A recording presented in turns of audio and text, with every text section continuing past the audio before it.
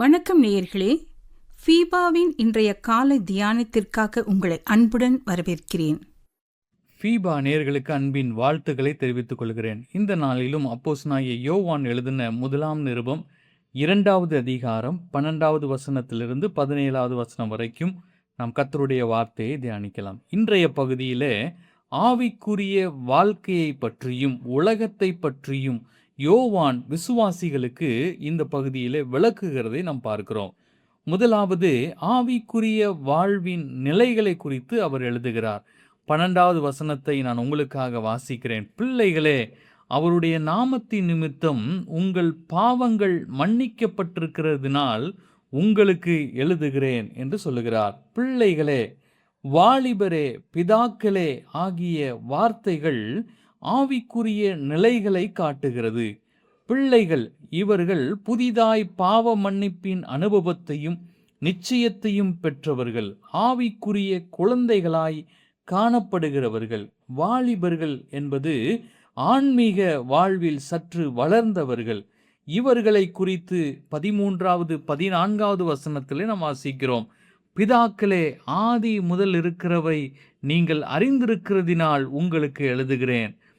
வாலிபரே, பொல்லாங்கானை நீங்கள் ஜெயித்ததினால் உங்களுக்கு எழுதுகிறேன். பிள்ளைகளே, நீங்கள் பிதாவை அறிந்திருக்கிறதினால் உங்களுக்கு எழுதுகிறேன்.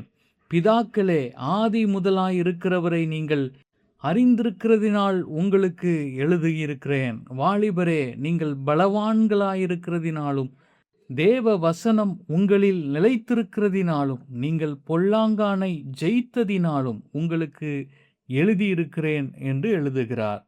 நான் வாசித்த இந்த 2 வசனங்களிலே 3 காரியங்கள் சொல்லப்படுகின்றன.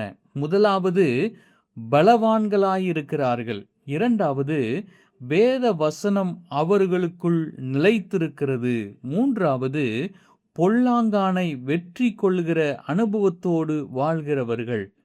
அடுத்ததாக பிதாக்களை குறித்து சொல்லப்பட்டிருக்கிறது. பிதாக்கள் வயதிலும் அனுபவத்திலும் தேர்ச்சி அடைந்தவர்கள், பிள்ளைகளை வளர்க்கக்கூடியவர்கள். ஆதி முதல் இருக்கிறவரை நீங்கள் அறிந்திருக்கிறதினால் என்று யோவான் இங்கே எழுதுகிறதை நாம் பார்க்கிறோம். எனக்கு அருமையானவர்களே, இதெல்லாம் ஆவிக்குரிய வாழ்வின் நிலைகளை குறித்து இங்கே யோவான் விளக்கினதை நாம் பார்த்தோம். அடுத்ததாக 15வது வசனத்திலிருந்து 17வது வசனம் வரைக்கும் நாம் வாசிக்கும்போது ஆவிக்குரிய வாழ்வின் செயல்களை குறித்து அங்கே எழுதுகிறதை நாம் பார்க்கிறோம். 15வது வசனத்தை நான் உங்களுக்காக வாசிக்கிறேன். உலகத்திலும் உலகத்தில் உள்ளவைகளிலும் அன்பு கூறாதிருங்கள். ஒருவன் உலகத்தில் அன்பு கூர்ந்தால் அவனிடத்தில் பிதாவின் அன்பில்லை. ஏனெனில் மாம்சத்தின் இச்சையும் கண்களின் இச்சையும் ஜீவனத்தின் பெருமையும் ஆகிய உலகத்தில் உள்ளவைகள் எல்லாம் பிதாவினால் உண்டானவைகள் அல்ல, அவைகள் உலகத்தினால் உண்டானவைகள். ஆன்மீக வாழ்வில் நாம் எந்த நிலையில் இருந்தாலும் கர்த்தரை பின்பற்றும் போது உலகத்தை மறக்க வேண்டும்.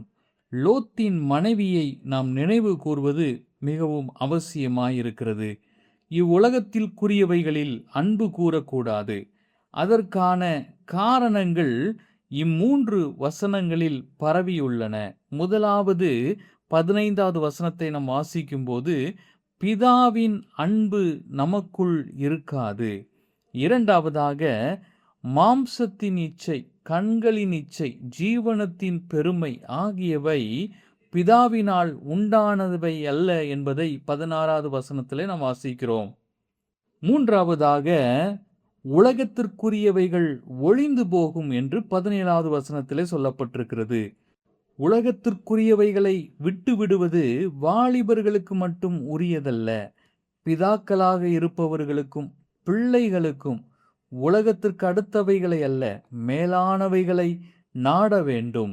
ஏனெனில் உலக ஆசைகள் எல்லா வயதினருக்கும் உண்டு. ஆகவே விசுவாசியாயிருக்கிற யாராயினும் நாம் மிகவும் கவனமாயிருப்பது அவசியம் என்று அப்போஸ்தலனாகிய யோவான் இங்கே நமக்கு சுட்டி காட்ட விரும்புகிறார். கர்த்தாவே, அற்ப நிமிஷ ஆசைக்காக நித்தியத்தை இழந்து விடாதபடிக்கு என்னை காத்தருளும் என்று சொல்லி ஆண்டவருடைய சமூகத்தில் நாம் ஒவ்வொரு நாளும் காத்திருப்பது என்பது அவசியமாயிருக்கிறது. இந்த உலகம் பளபளப்பாக தோன்றி வெளுத்து போவது நிச்சயம். அற்பமாக ஆரம்பித்து வெற்றியில் முடிவது தேவன் தரும் வாழ்வு. கர்த்தர் தாமே இப்படிப்பட்ட வாழ்வை நம்ம ஒவ்வொருவருக்கும் தந்து நம்மை ஆசீர்வதித்து வழி நடத்துவாராக. ஆமென். இன்றைய காலை தியானத்தில் பங்கேற்றமைக்காக நன்றி. உங்களது கருத்துக்களை பகிர்ந்து கொள்ளவோ மேலும் விவரங்கள் அறிந்து கொள்ளவோ 9458505042 என்ற எண்ணிற்கோ அல்லது info@fibaonline.org தொடர்பு கொள்ளவும். தேவன் தாமே உங்களை ஆசீர்வதிப்பாராக. ஆமேன்.